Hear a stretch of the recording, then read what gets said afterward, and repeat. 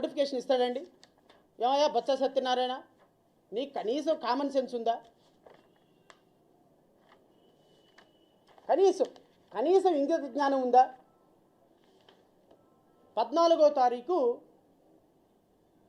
TET result అంట సాయంత్రానికి, 15వ తారీఖు పొద్దున్నే ఎగ్జామ్ అంట.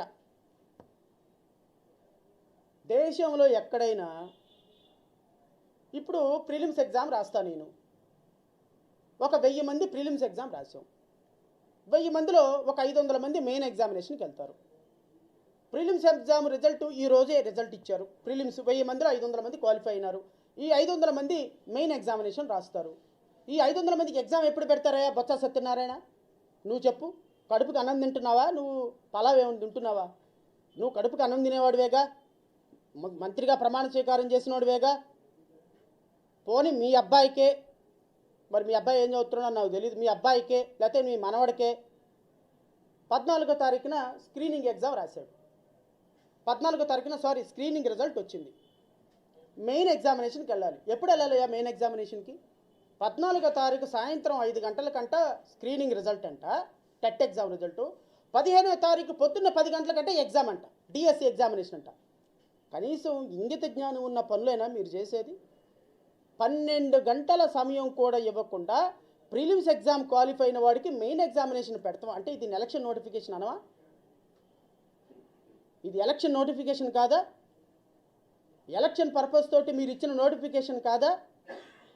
అబ్జెక్షన్స్ ఎప్పుడు తీసుకుంటారు? 14వ తారీఖున వచ్చినటువంటి క్వాలిఫై అయిన వాళ్ళలో అబ్జెక్షన్స్ ఎప్పుడు తీసుకుంటారు?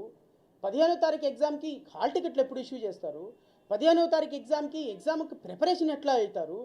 10 లక్షల మంది పిల్లలు, నిరుద్యోగులు, తమ్ముళ్ళు, అన్నలు కొన్ని సంవత్సరాల నుంచి మీ బతుకులకి ఇప్పటి వరకు వాలంటీర్ ఉద్యోగాలు తప్ప కనీసం టీచర్ ఉద్యోగాలు ఇచ్చిన పాపాన్ని పోలా.